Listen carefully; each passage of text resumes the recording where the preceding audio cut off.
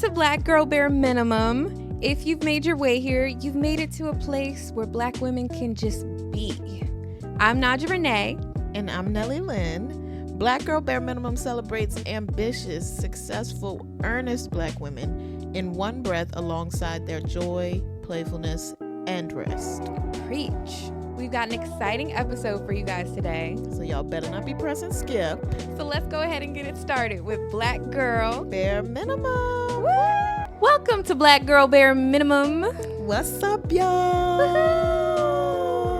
You've made it to our Halloween special. Yeah. Yeah. Can you guess who I am? I don't think it says. Let me watch that. Let me be a lady. Got a little skirt on. Yeah, it's not as obvious as yours, Gwen. Period. Welcome to the pod. Oh yes. It's nice to see you on this fine day. Pleasure to be here. Yeah. My name is Tina Belcher. Hey. You Good can't girl. see the full. You know how she doing that little. You can't see the full thing. You can't see the. I got the. Ooh, yeah. Girl. Be a lady, but Censor. We'll censor that. Censor it out, blur it. But this is the Black Girl Bare Minimum podcast. We are very festive today. Woo-hoo. Because it is spooky season. Love spooky season. Did you always celebrate spooky season? No. So actually growing up, my mom was so against Halloween. Like, we'd avoid stores around that season if it wasn't stuff that we had to buy. We were not out. Like, on Halloween day, we were the family that would literally turn all the lights out, not answer if somebody rang the doorbell, no candy in the house. Why even walking up to the door with no lights, though? Right. It's obvious who don't want to be bothered. Exactly, but people, or really, like, kids that should probably be with an adult that would tell them, oh, we'll avoid that one, but, you know. Just pulling up anywhere where they can possibly score something. Right. Yeah. But yeah, we were that family. And then I got older and had my own adult money. And I was like, look, you know what? I'm going to have fun. I'm going to fill that void. So my family was kind of like 1 foot in, 1 foot out. Okay. Mainly both feet were out, but like every once in a while, like a little big toe would be in. So it was like we didn't really celebrate Halloween. When people used to tell me like, well, you know how in school they used to be like, who you dressing up for? What? Yeah. Or they'll say something like, what was your best Halloween costume? For some reason, and mommy, you listen to the pod, so let me know if this is real or not. I always have this like vague memory of like there was one year that I was Pocahontas. Okay. I don't know if that's really real or if I told myself or I told that story because Right. I was low-key pathological in elementary school. I'm sick. So I don't know if I just told the story so much that I was Pocahontas one year that I just like. You wanted to be so bad you can't remember if you dreamt it or. Yeah, I'm like, maybe that happened. Maybe it's very fuzzy, but like we didn't really celebrate Halloween. My dad celebrated it younger, but it was like, both my parents are Christians. I'm a Christian. That doesn't necessarily mean that you don't celebrate Halloween, Right. but it's not a Christian based holiday. So like my parents weren't like, this is of the devil. There was none of that. See, my mom was that. So we used to hand out candy. We wouldn't like put cute lights on. And low key when I was younger, like that was kind of enough for me to like when people would knock on the door, give out a little bit of candy, we would have the light on, maybe a little pumpkin. We still like kind of do that each year. I don't live with them anymore, but like we still have candy just in case. Like our neighborhood is changing, so I don't think it's as young. Like there's more younger people again now, but there was a period where like people just wouldn't come by even if we had the light on. Yeah. But back when I was younger, I used to go to church for Halloween. Oh. You never did? I never did that. Well, that's the thing because I'm like, my family was like selectively religious. Okay. Yeah. And honestly, looking back, I'm like, I recognize that my mom was on her own spiritual journey. And then my faith was just, until you get older, it's like you kind of just go with whatever your family tells you are, So there would be, years where we were, consistently in the church, and then there would be years where y'all would only see me on Easter and Christmas. So yeah, Halloween though, we never did that. Okay. Yeah, so my like our youth ministry or something, which I did appreciate, because it's like there are so many families that are like, we don't celebrate Halloween. Yeah. So, but they know that kids want to do it. So it was like this like fall harvest night or something. It was always on Halloween night.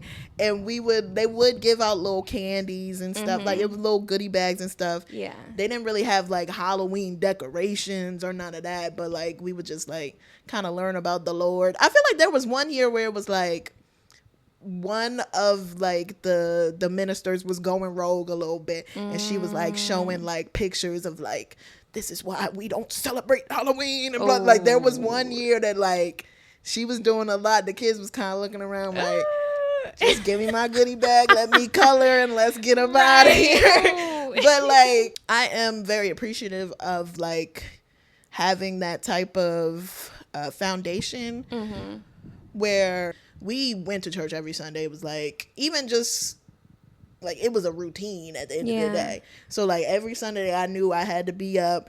I knew the order of like who was going in the bathroom first. Yeah. I knew when it was time to eat. Had to put my smock over my dress because I'm a messy eater. Still am a messy eater.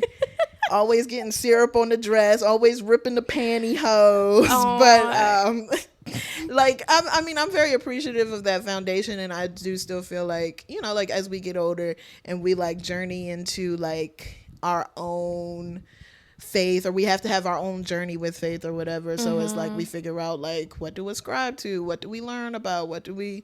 So I kind of got to the point where it's like, at one point I do think it was ingrained a little bit, where I was just like, we don't really celebrate Halloween because it's not something that's Christian. So it's like, I don't think I was straight up like, this is of the devil, because I didn't have that type of foundation, but it did kind of feel like this isn't fully of God.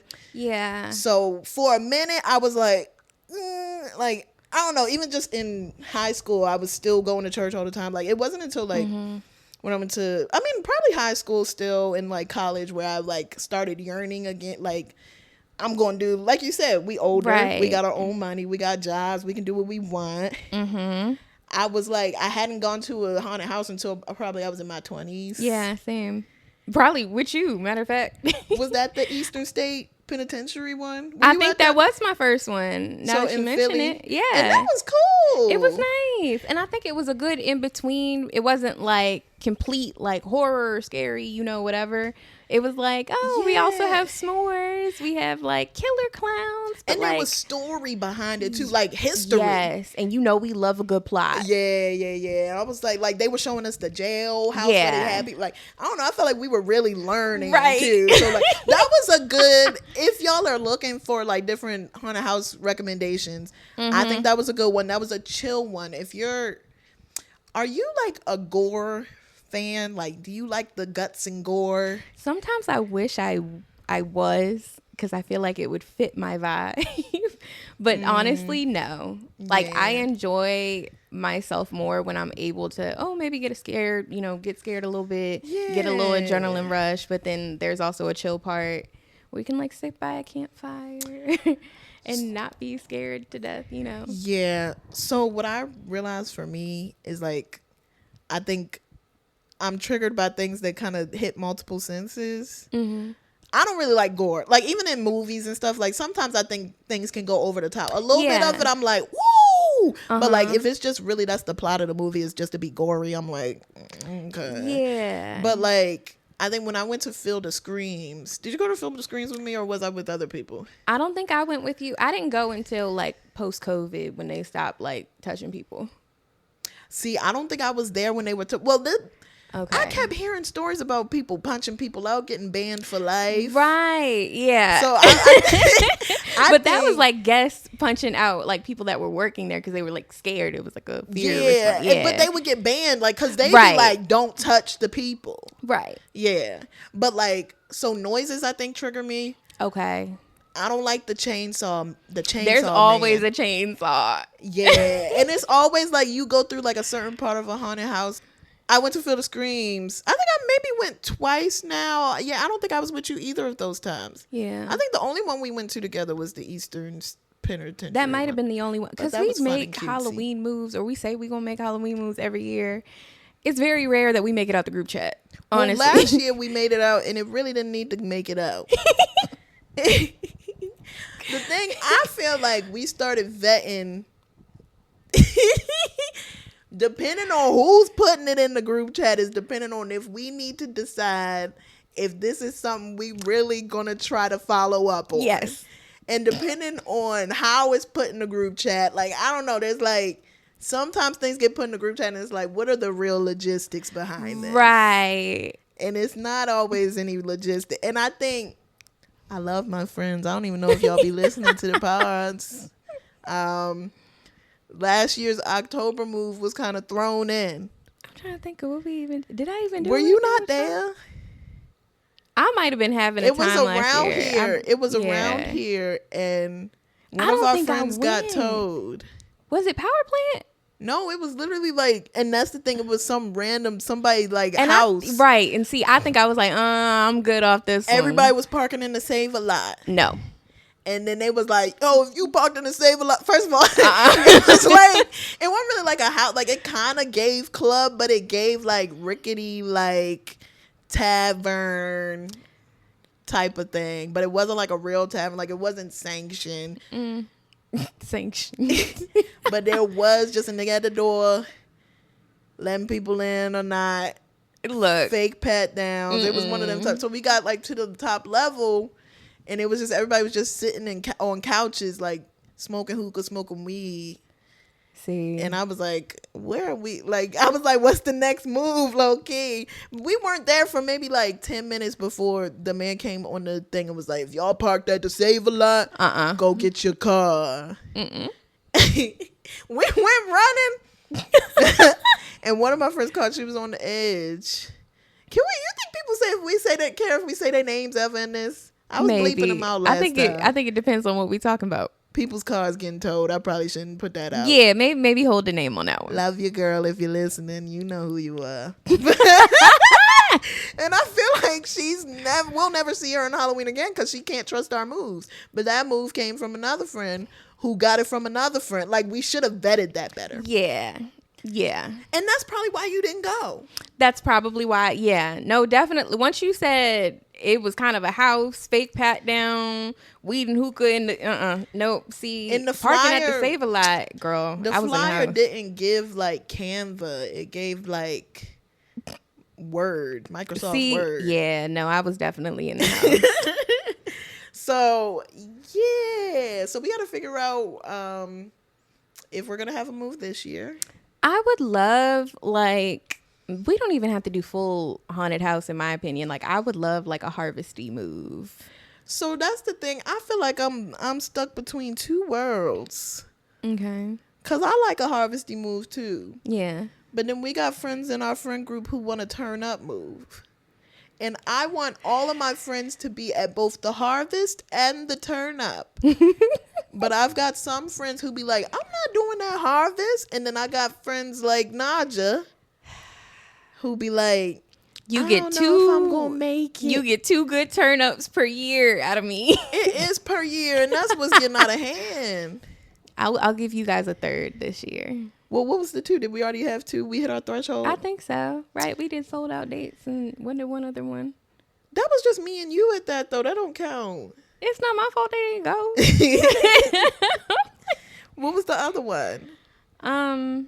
Shout out sold out dates. Period. DC, if you're in DC, they've got cool parties. Anyway. Crap, maybe it was just that one. Okay, so we get 2 more out of you. Because we got to do Halloween and New Year's. All right.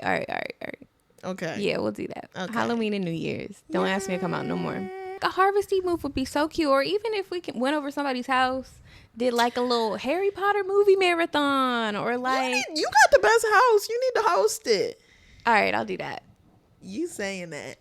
I'll do that. It'll either be Harry Potter or like old like Disney Halloween movies. And then we can get those little The little cookies they sell in Giant with the little faces, them little sugar cookies with the ghost and the pumpkin. Yeah. We could do that. Yeah, come over in pajamas. That'd be cute. And That would there's be like cute. little like witchy cocktails I've been wanting to try out anyway. Yeah. Well, that could literally be like, we could do a 2-in-1 because literally if there has to be somewhere out where you live that has like some type of little pumpkin patch or something, maybe somewhere by there, right? Yeah, probably. I feel like there's so much out there. Do an hour of harvest and then we come back to your place. Yeah.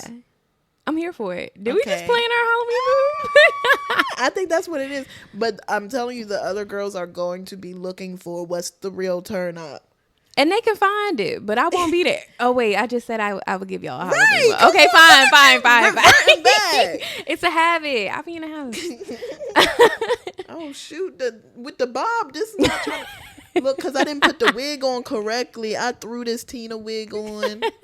I didn't even give y'all no real Tina impression. I'm not good at a Bob's Burgers impression, but... Yeah. Well, I mean, she be Tina's doing? hard to...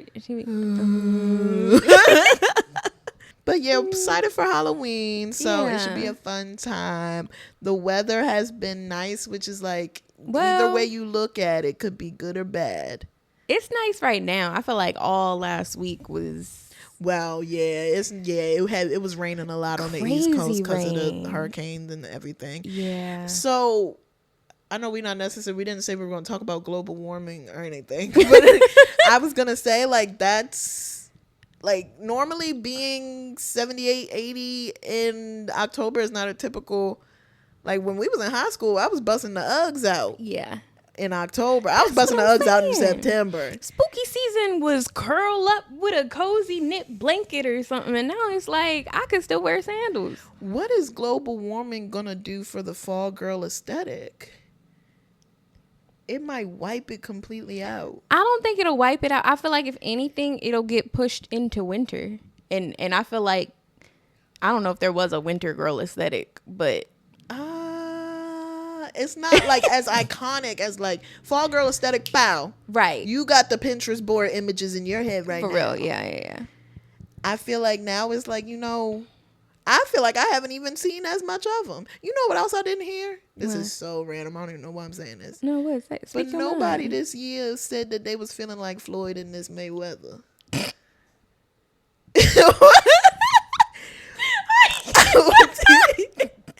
I don't even remember what the Mayweather was like. But, It was hot, right? but nobody was feeling like Floyd. You right. Global warming, wiping it out. It was too hot, probably. More hot than it typically be in spring. Yeah, I think it was very hot in May. Yeah, I don't know. Boomers, y'all taking this shit serious now? Right. That's kind of a good transition to one of the things we're going to talk about, since there's a lot of different generations voting in this next election, which look at where's my watch on, but to get political. to get political. That was the transition song. I feel like, well, and it's ironic because they say like, like when you're in certain settings or whatever, two things that you don't want to bring up to like keep the peace is religion and politics. And ironically, They're talking both about coming both. up today. My thing is, I don't like to shame people for their political views. I be shaming.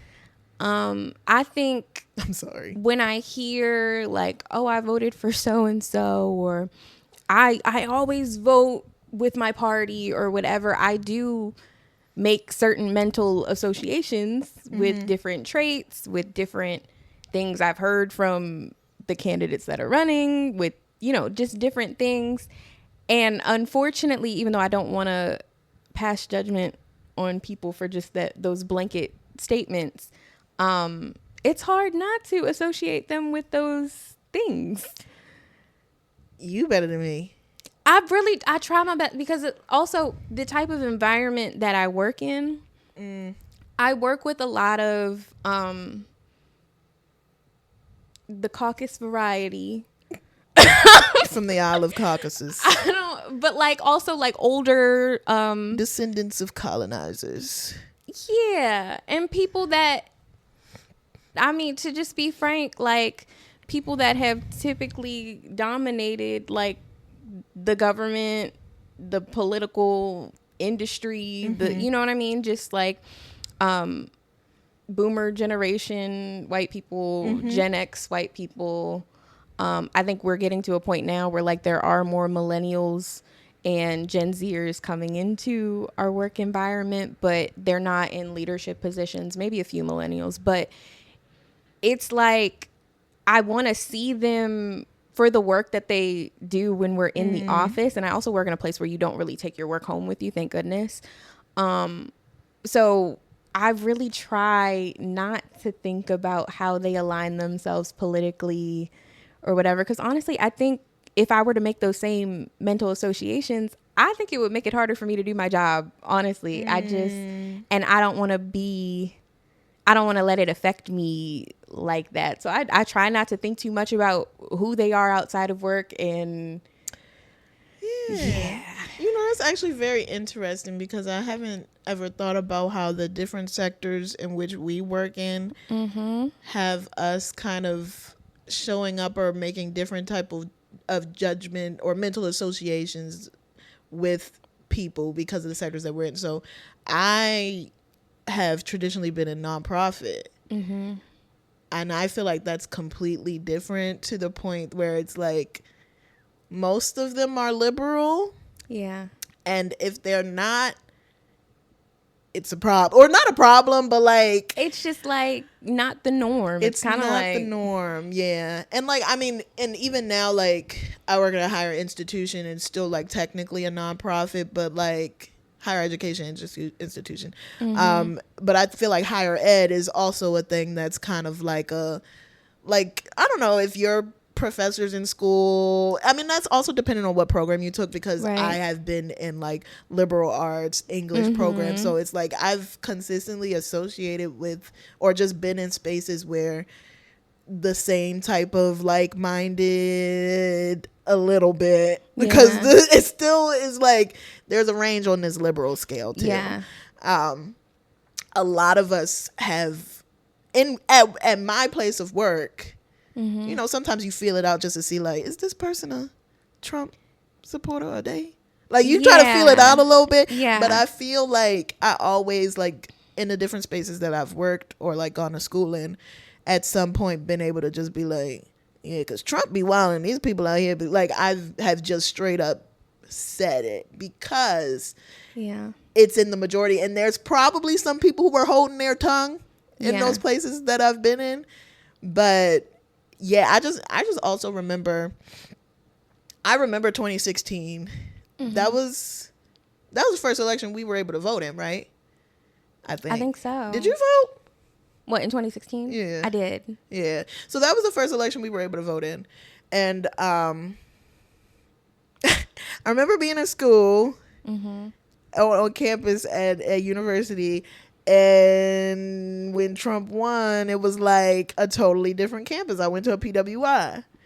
And I was like, oh, they in here deep. I didn't know. And I think because that was a liberal school too. Right. So it was like they were holding their tongue.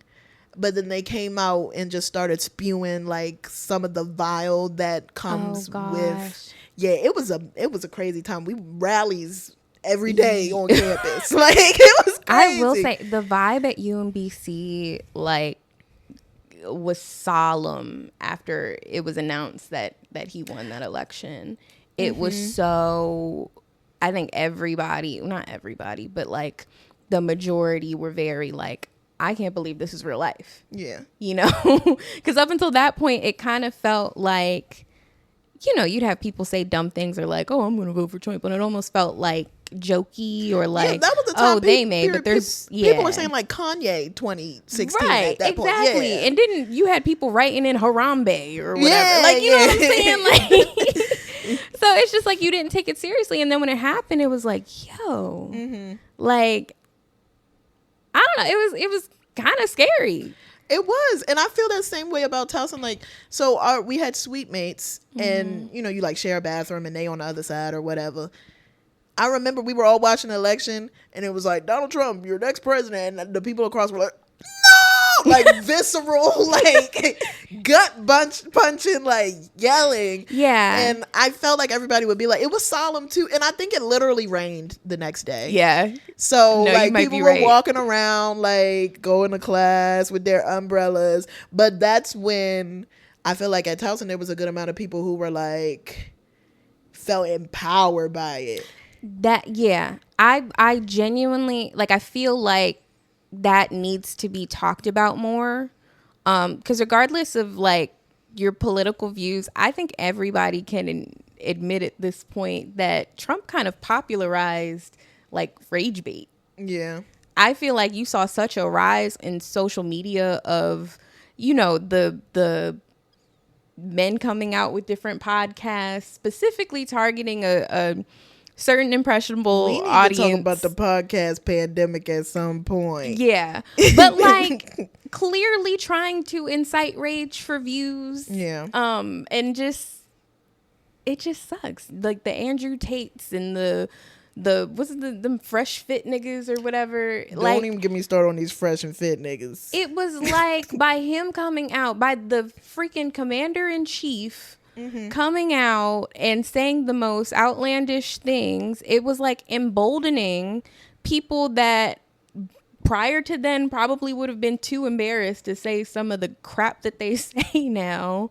But like, it was like he kind of empowered them, like gave them a voice. And it's just like, whoa. That's a unique take. And I think that somebody needs to like do a research paper on the correlation between Trump's election and the rise in male run podcasts. Yeah. These alpha podcast bros. And it's just like, a lot of times it just doesn't even feel like genuine content. Like they don't even believe what they say. You don't think? I think they believe what they believe what they say. Maybe it's wishful thinking, but genuine, like, no. You a lot of the time, Joe Rogan don't think that, like, he might believe it. Okay. But do I think all of them that say the crap that they do, like, no. They're just trying to get views, clicks, likes, shares. Mm-hmm. I think they know dislikes. certain trigger words will, just upset people, upset different communities. And I think they intentionally say those words or phrases so that, people will grab that soundbite and circulate it on different platforms, on other people's podcasts and other videos. And, maybe it'll make national news even. Like, it's just nuts. And I really do think that Trump popularized it.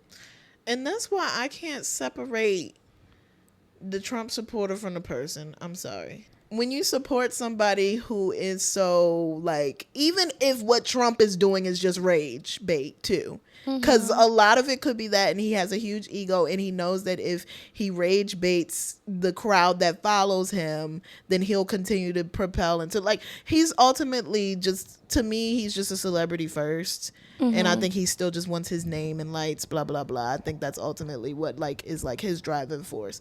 And so, but I feel like if you can follow somebody whose platform is, like, anti-women, his platform is, like, basically everything that I am, women, but anti-black, like, just, there's no type of, I don't know, like, if you can support that, to me, I feel like that means that you are a direct, like, taking a direct attack at who I am and what I believe in. And I don't associate myself with people. And, like, I know when you're in work settings, like, you have to work with people, you have to be cordial. I can be cordial with people, and I'm not going to let it interrupt my work, but, like, I'm going to be talking shit about you. Like, I don't know. And maybe it's me, like, wanting to hope that people have better intentions and they may actually, like, than what they actually have. But I feel like some of my closest coworkers are, like, folks that have voted for Trump and probably will vote for Trump again this year. And when I think about it, it does make me really uncomfortable. And do we talk politics ever? No. But have they said certain things that would lead me to believe that that's who they're voting for? Absolutely. It's not that they're necessarily, like, quiet about all of their opinions, but like I think we work in an environment where like you can't be too open about it. Yeah. Do I feel any like malice or, you know, any racial, you know, discrimination or anything like that, or even gender discrimination in my interactions with them? No. I think for some and not all, it really just is an ignorance thing. And not, I don't even want to paint it as they don't hear what he says. I don't think they get it. Like, I think there are people that don't take the steps to like think about things that are outside of their bubble, like that don't directly impact them until they have to. And I think a lot of them are, you know, more seasoned individuals, Gen Xers, boomers, etc., that have not ever had to step outside of their bubble or think about people that are not also in similar bubbles.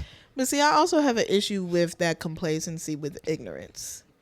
Because I think that some people are purposefully ignorant about certain things because it would force them to like have to take an internal look within themselves and like what they believe in and what they've typically followed. Like you said, a lot of people just vote Republican just because they've been voting Republican all their lives and that's what they do. But, and so they refuse to like look any deeper into either side, like what Trump and his people are doing, and look deeper into what the GOP's issues really are, what they really stand on, but also don't want to look deeper into like the Democratic policies that are coming up as well, because they don't want to hear something they hate on their side and they don't want to hear something they potentially like on the Democratic side. That's how I feel, and I feel like I don't like that complacency with the ignorance. But with the conversations not coming up in your spaces, I could see like I've been in space, like my boss I think was just itching the other day to make sure that, you know, people see a black girl and they normally like, yeah, she probably not voting for Trump. That's what they assume. So he was like, you ever been somewhere with somebody and they trying to feel you out, and he was doing that type of thing to like make sure he could really get off where he wanted to get annoying. off. Okay. So I was like, yeah, and he was like, have you been following the election? I was like, yeah, a little bit this year. How do you feel about Kamala? I feel like the more I see about her, the more she grows on me. Like I think at this point I kind of love her. And I feel honestly like before Biden stepped down, we talked about it. I wasn't even sure if I was going to vote in this election. Vote. I think I felt so discouraged. I genuinely, like, I wasn't a fan of either candidate. I think I just got tired of voting for the lesser of two evils. Yeah. I was like, I'm sick of giving my vote to somebody that I don't even really want to be voting for. It's just, you know, so I was just like, I'm probably going to opt out this year. Once he stepped down, and initially we were all like, well, what's going to happen? This is unprecedented, you know? And then when, you know, it was announced that Kamala was going to be running, initially I was like, oh, that's cool, but it's probably going to be a losing game. You know, it sucks. Like, the world hates black women, you know, etc. And then she started running, girl. Like, if not for nothing else, she been running. I think I saw the first like campaign video where she's, you know, like immediately she's very clear about how she stands on major issues.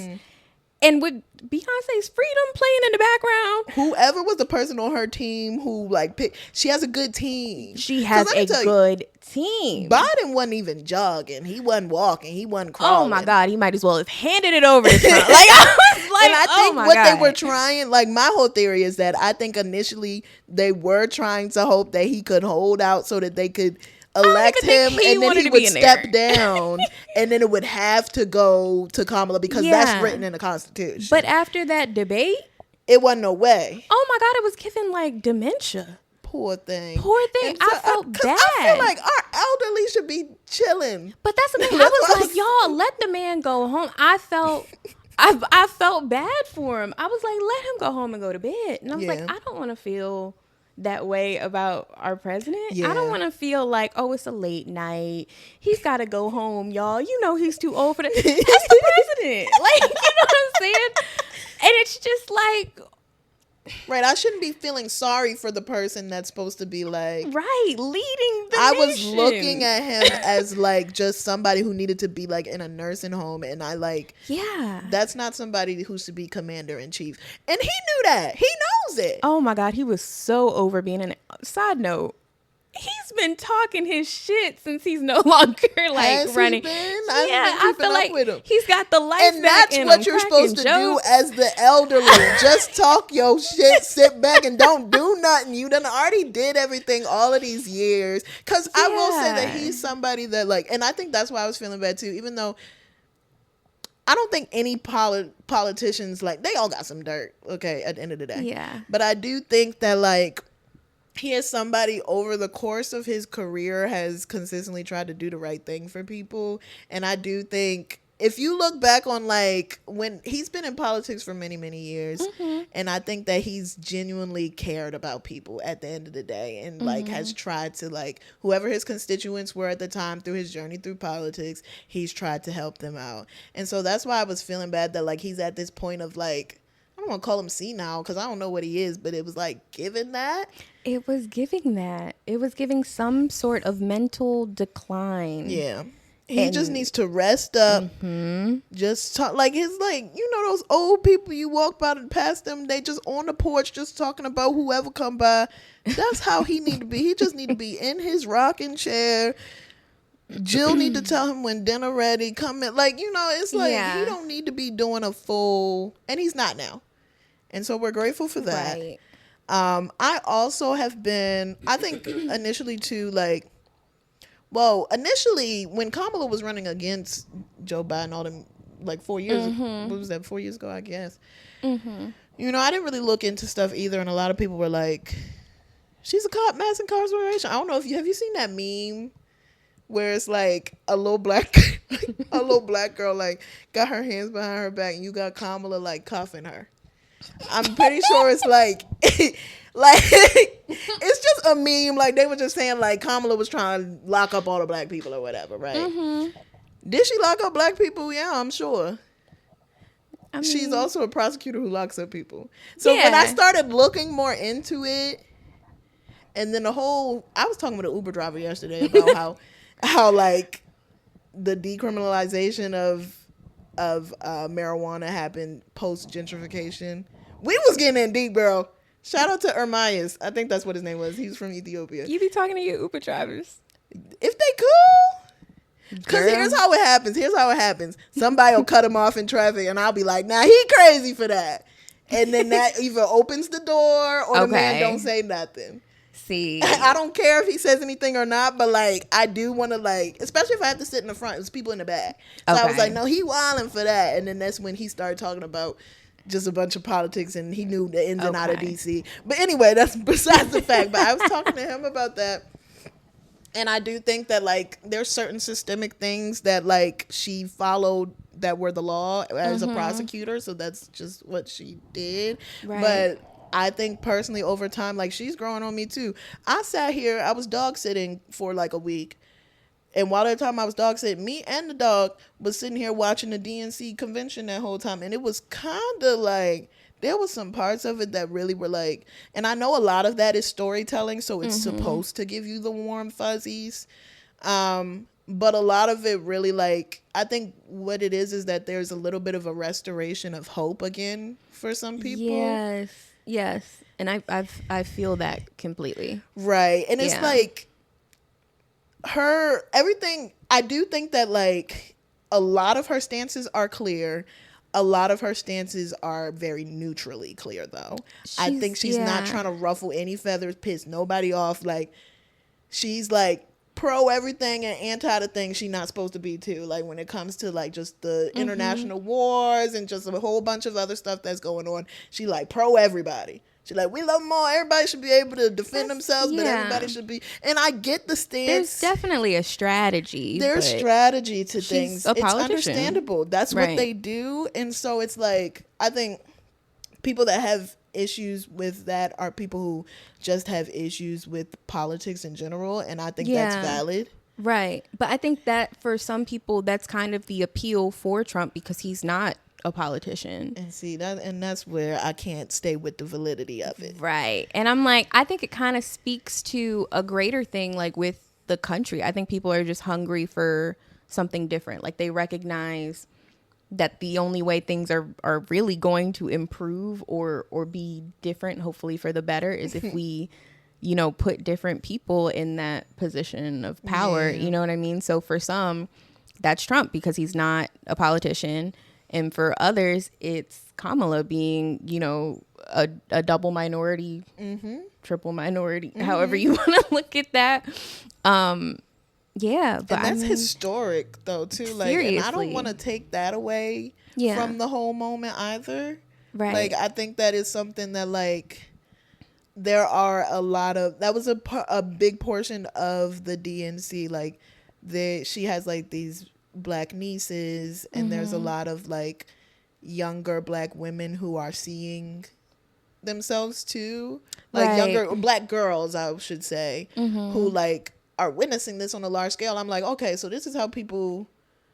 I'm like, this is how like my parents or the older people in my family were feeling around like that Obama time. I don't think it's as like Obama was like, woo. Yes, we can. Yes, we can. That's the first time in the history of this nation, that we've had a president that wasn't an old white man. Yeah. And that was, like you said, a change. Right. But isn't that crazy to think about? We're supposed to be so diverse. We're this huge melting pot, yet that most powerful position in our country has only ever been held up until that point by a white man. You know, like, and still to this day, there have been no women. Like, what does that say about us as a country? Trump was calling Hillary a criminal that whole time through the election, and now he's convicted, and it's like, oh yeah, you know, people be criminals. Now that's his stance. Yeah. Like, I think in 2024, the arguments in support of him don't really hold up. They don't hold up. I think also I am so done engaging in discourse with people that are in support of. That's why I would rather just not talk about it, because I don't want to go back and forth and, you know, the try to sway them my way or try to understand why like it just I think at this point the arguments that I guess kind of see your point in 2016, I don't get it now. I think that brought up another thought in my mind too, of just like something that we were going to talk about, just the idea around celebrity, and how that has transitioned over the years too. It's right now, it ain't cool to be a celebrity right now, especially not a Black celebrity, especially not a Black celebrity who was at a Diddy party, which is all of them. I think the white celebrities was there too. Everybody was pulling up. Yeah. Well, I do think the Diddy indictment, it has or will have a tremendous impact on Black Hollywood. I just feel like it's about to get ugly, but maybe not.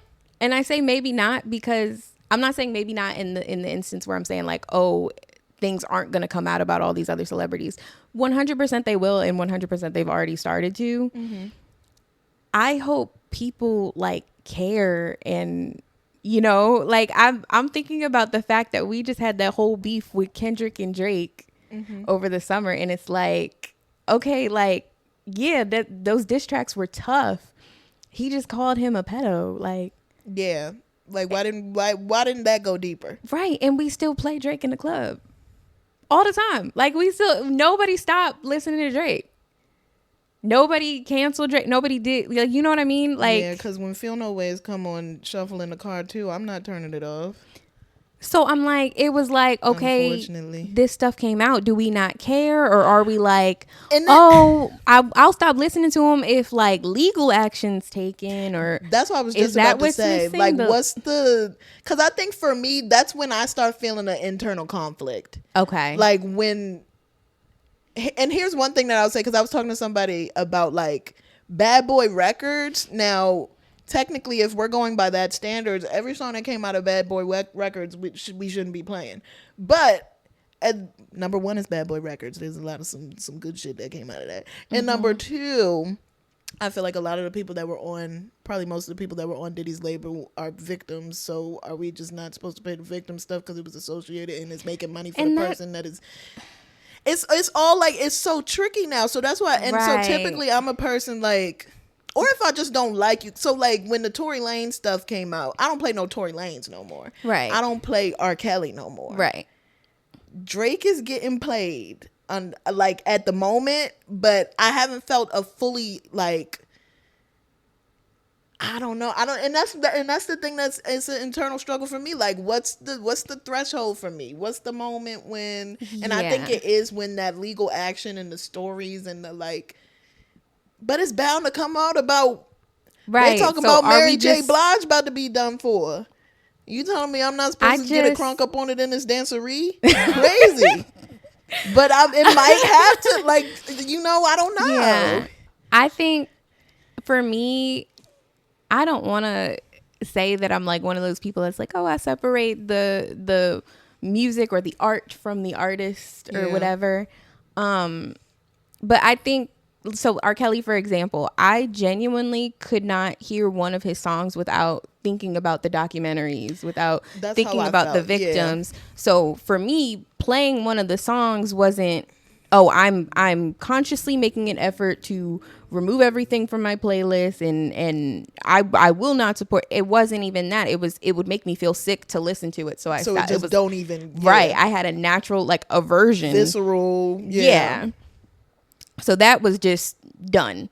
Tory Lanez, similar thing. It didn't make me feel sick, but every time I'd hear one of his songs, I'd think about what he did to Meg. Mm-hmm. You know what I mean? And also how other men rallied behind him, including after Drake. what he and did that's to the thing. Meg. I just don't like who Drake is. Yeah, but that's the thing though, because why do we still support Drake? Is there just too much music out there? Because I wouldn't say that I still necessarily support Drake. Does it count as supporting Drake if anything views and before is the only thing you really listen to? I mean, it's still it's getting him clicks, likes, shares, plays, whatever. He's making money off of it, yes. But ask me to name say a bar off Scorpion, I don't got you, because at that point I was like, I don't like Drake. That's a good point, because I feel like that's how I am with Kanye. Kanye is he is low key like one of my top rappers of all time. If we're talking about Kanye before the BBL and was it a BBL or was it Lipo? Before the Whippets. He on the Whippets now. Have you heard about that? I didn't know he was on Whippets. Poor thing is just like, is it Whippet? He's nitrous oxide. Is that the same thing? Either way. I don't know. I thought Whippets was that stuff they make in jail. Oh, girl, I don't know what these things are. And that's a blessing. But like, he's like not even him anymore right now. Right. So it's like the person that whenever we do see Kanye, like, I don't even associate that with the Kanye when I think of Kanye, I'm thinking about late registration. I'm thinking about when he used to be in that bear suit. Mm-hmm. I'm thinking about Dark Twisted Beautiful Fan. Come on, that's Kanye. And so like, that's why I'm like, but what are we even canceling Kanye for though? For just saying crazy stuff, or like, cause he doesn't have no real like allegations. Actually, he spoke up against people before, hasn't he? Yeah. He's not a good person. Said a lot of things. He's been all over the place with his views on things. Yeah. And this is where I feel like cancel culture doesn't always have a very clear, motivation. Yeah. I think sometimes people are like, okay, they did something bad, we're supposed to stop supporting them. You know what I mean? But I guess I'm like, is the effort to take some of their power and influence away? Is it to put them in a position where they seriously listen to people and change what they're doing? Right. And then once they do that change, do we take it seriously? Do we support them again? Or do we, acknowledge it for being performative and still continue to not support them? I don't think the goal of the cancellation is always clear. So for me, sometimes it's difficult. But I also don't just generally want to be a part of like a hive mindset. Yeah. I want to have a clear intention when I say, okay, I'm no longer going to listen to this person's stuff. Yeah. But like you said, I think that's why like the R. Kelly one was so successful, because I think it had more of a clear mission. Like there was the mute R. Kelly moment. Like there was actual intention behind it. Yeah. It seemed like the surviving R. Kelly films were a part of the intention behind it. And I think that same type of thing is going to come like in the scope of Diddy as well. So it might be like right now I feel like I can still hear all about the Benjamins probably, but whenever all of the stuff comes out and all is said and done, who knows, I might have that visceral reaction like I had previously. I think it also says a lot, like you were saying, about like television and film and music, etc. in that time, and maybe even still now, they might just be quieter about it, but there will probably be documentaries in a couple decades about things that are happening now. It just sucks because everyone in those spaces are complicit. Like they're, you know what I mean? So it's like, at what point, what does it take to actually change what's happening? Because a lot of the victims grow up and continue the cycle. Yeah. Because at what point, you know what I mean? We want to say that they're victims, and then they do it to the next generation. Yeah. They do it to the next person coming up. And it's kind of like, oh, well, this happened to me. So, I mean, it takes one person to break that cycle. I think that kind of happened with Justin Bieber and that cycle. Because, well, that we know of. If we know that, I don't know. And the thing is that everything is alleged.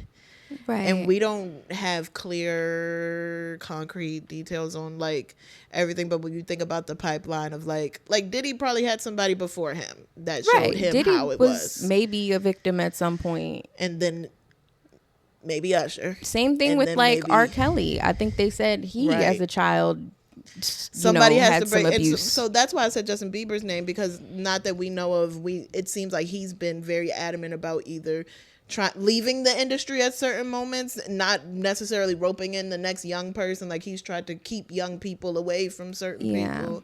But I know, it's all crazy. It's like who do you cancel? Who do you hate? Who do you uplift? Who do you? But also the parents for throwing their children into an industry that has time and time again proven to be unsafe and inappropriate for children. Right.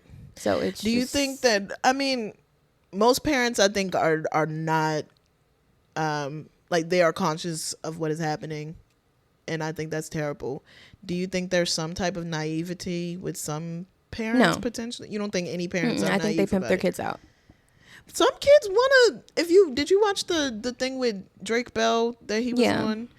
He wanted to be a star. He wanted to be like, he didn't want to get abused. Well, no, of course not. Yeah. You think about, but when I think about his father, like you watch the father story, and then the predator that got the father out of the way, and then the mother that let him go on trips with this older man, because that person and stay at his house. The father wasn't naive to it, and that's how he got and cut out of him out of the way. Yeah, okay.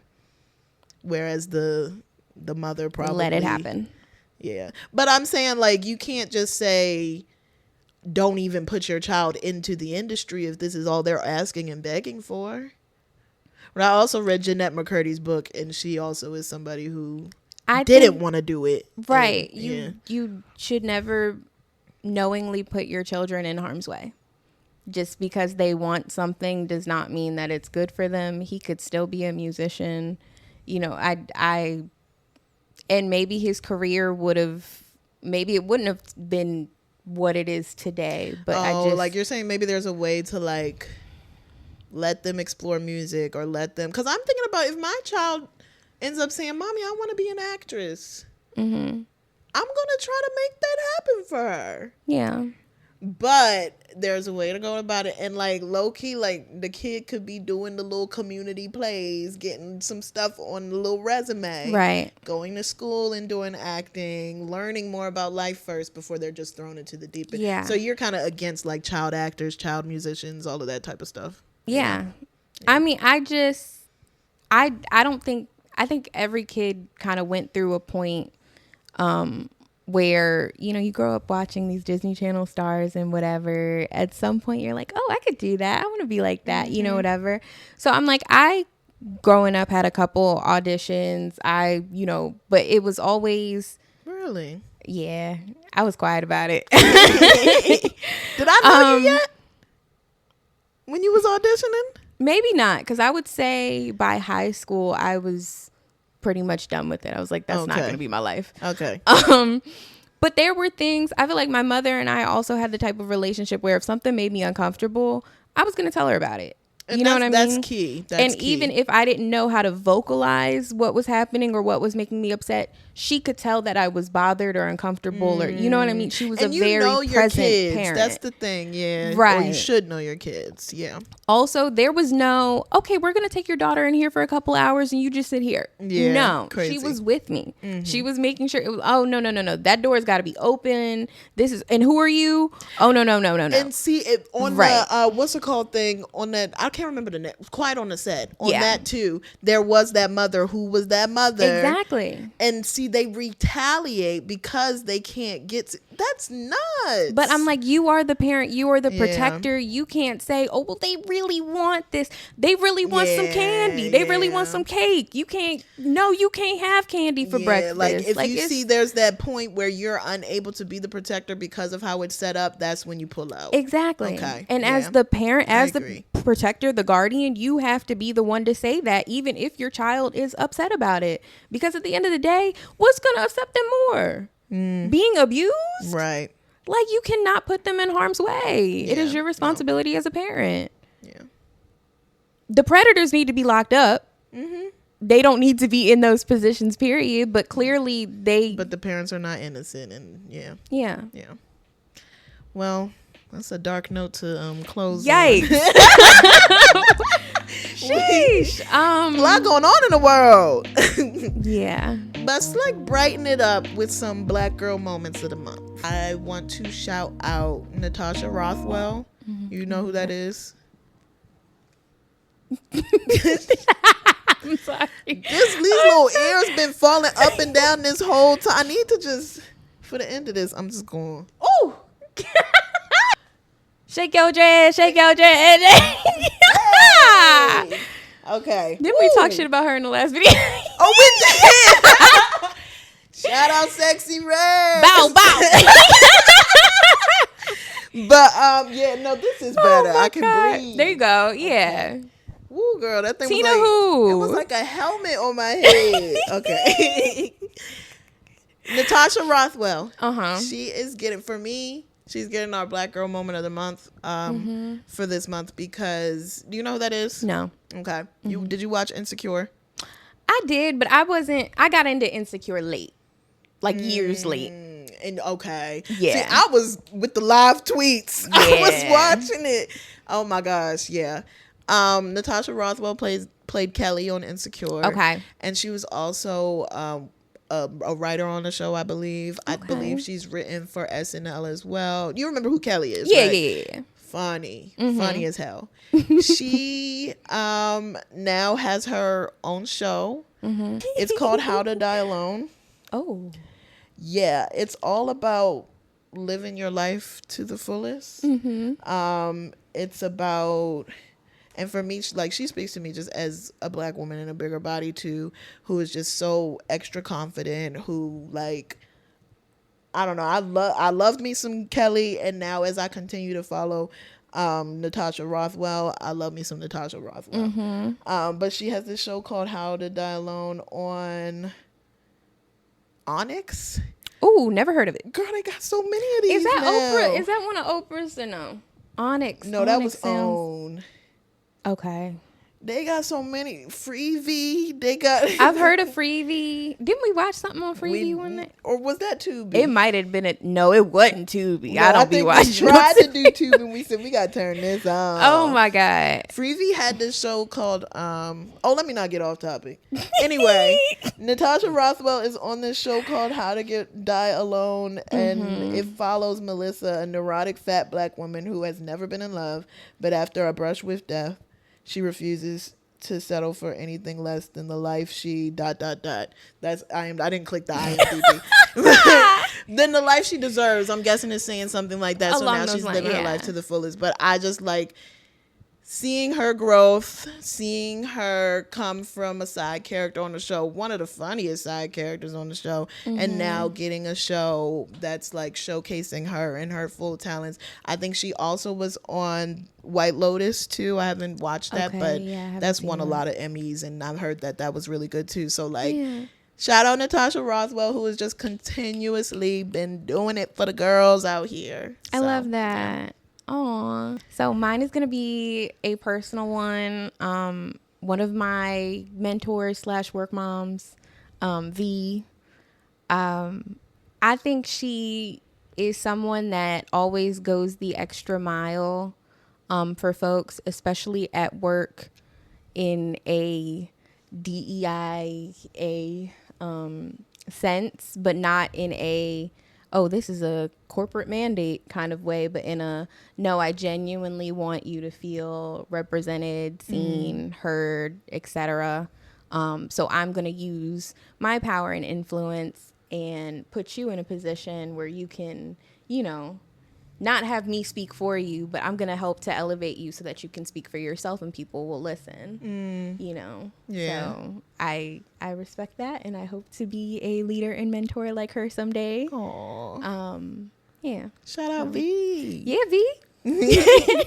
Well, thank y'all so much for listening to this episode. We got into a couple of deep topics. Yeah, this was a bit of a more serious, a little heavy. Heavy. Time. What was that? We need to do a day talking about Effie and the... No, we don't. Dreamgirls, period. Is that a Christmas movie? No. Okay, so maybe that's only me that's watching it every Christmas. I don't know why. That and Last Holiday. Christmas movie. Yeah, though. there you go. Okay, let's end this thing out, y'all. We appreciate y'all listening. Y'all can follow us on the regular channels. Yes. BG Bare Minimum on TikTok, on Instagram, eventually on Twitter. Twitter trying to play with us. Oh my God, Elon was being so musky. Like, I don't know.